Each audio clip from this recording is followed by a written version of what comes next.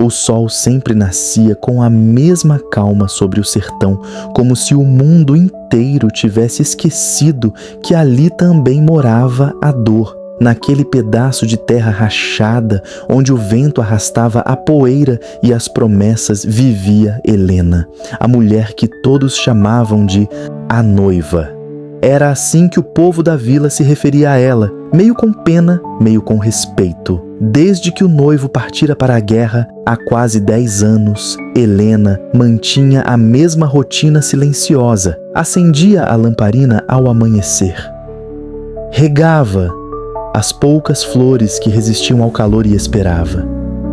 Esperava sem lágrimas, sem fé e sem voz. Apenas com aquele olhar distante de quem conversa mais com o tempo do que com as pessoas. João fora seu primeiro amor.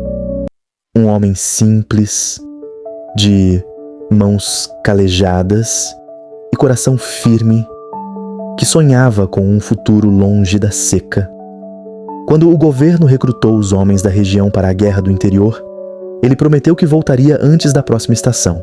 Deixou para ela um anel de ferro e uma carta na amarelada dizendo: espere por mim, mesmo que o vento diga o contrário. Mas o vento é traiçoeiro, e os anos passaram levando as notícias, os rostos e as certezas. Os vizinhos começaram a dizer que era loucura continuar à espera, que João já devia estar enterrado em alguma vala anônima. Helena, no entanto, nunca acreditou nisso. Talvez porque o amor verdadeiro não precise de provas, ele apenas insiste. O tempo foi transformando a moça, sonhadora, em uma mulher de traços firmes e mãos marcadas. A fazenda herdada do pai tornou-se sua prisão e seu refúgio. Ela aprendeu a arar a terra, cuidar dos animais e enfrentar as tempestades sozinha. Às vezes, nas noites de lua cheia, pegava o velho violão de João e tocava a canção que ele compôs na véspera da partida.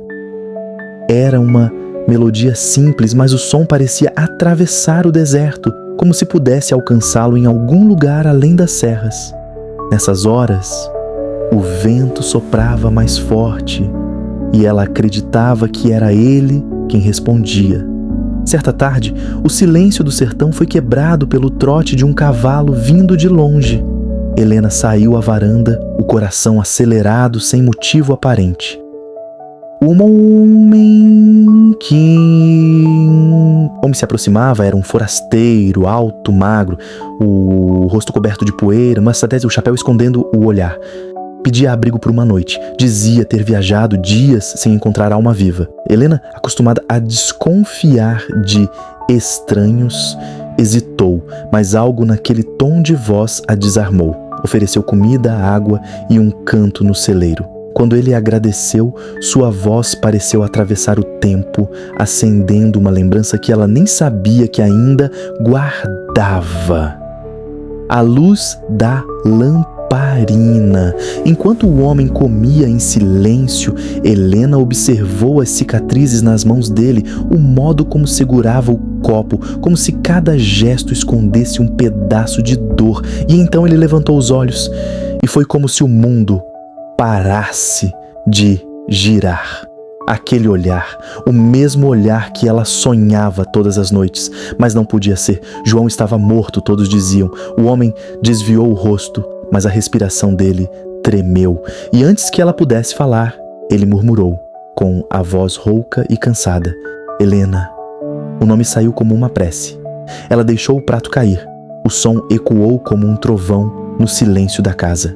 Correu até ele, tocou-lhe o rosto com mãos trêmulas e o tempo desabou entre os dois. As cicatrizes no corpo dele contavam histórias que palavras não poderiam explicar. Fora ferido, feito prisioneiro, vagou por anos sem rumo, sem memória, até ser libertado por camponeses que o encontraram, quase morto.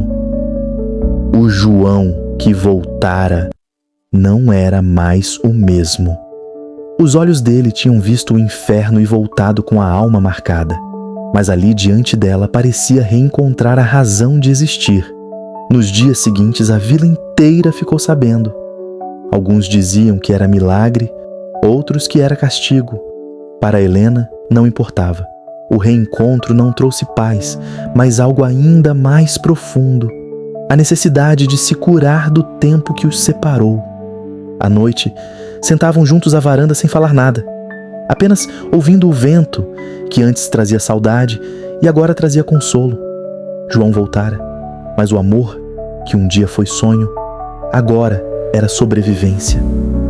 Eles tinham se tornado dois fantasmas que aprendiam, pouco a pouco, a voltar a ser gente. Com o passar dos meses, ele começou a trabalhar na terra ao lado dela. As mãos que um dia empunharam armas agora semeavam esperança. A chuva voltou, as flores cresceram e a fazenda, que antes era cinza, começou a renascer. Às vezes, quando o sol se punha e o céu ardia em tons de fogo, Helena o observava e via nos olhos dele um reflexo do homem que amou, mais velho, mais triste, mas infinitamente mais verdadeiro.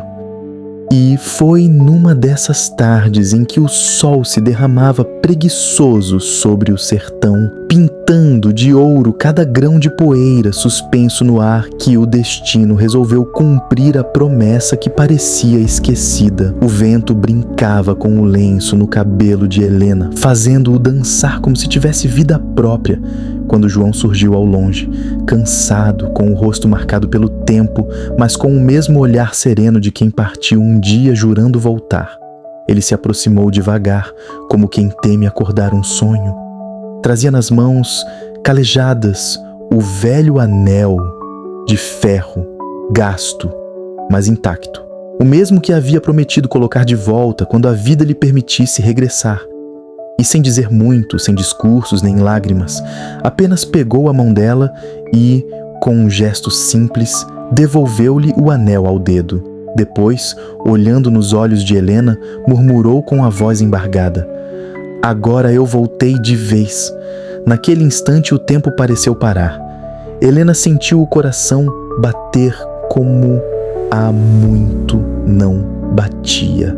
E então, pela primeira vez em muitos anos, ela sorriu. Não por acreditar que a espera finalmente tinha terminado, mas porque compreendeu algo maior. O amor verdadeiro nunca se despede. Ele pode se calar, se esconder nas esquinas da saudade, mudar de forma, mas não morre. Ele atravessa o tempo, sobrevive à distância, renasce nas lembranças e nas almas que ainda têm coragem de acreditar. E assim, o sertão, que já tinha sido palco de tantas partidas e promessas quebradas, guardou também uma história diferente, a de uma mulher que esperou até o impossível acontecer. Desde então, dizem os moradores das redondezas que quando o vento sopra manso sobre aquelas terras secas e o som distante de um violão corta o silêncio da tarde, é o espírito de Helena quem canta. Canta para lembrar ao mundo que o amor, mesmo tardio, sempre encontra o caminho de volta. Alguns juram ter visto sua sombra sentada à beira da varanda, com o olhar perdido no horizonte, sorrindo como quem conversa com o passado. Outros afirmam que, nas noites mais calmas, é possível ouvir uma voz feminina entoando uma canção antiga, a mesma que ela costumava cantar para João quando ainda acreditava que o amor podia vencer o tempo. E talvez seja verdade. Talvez o sertão tenha mesmo guardado o eco daquela promessa eterna, repetindo ao vento, geração após geração, a lição que Helena deixou, que o amor, quando é real, não conhece fim, apenas recomeços,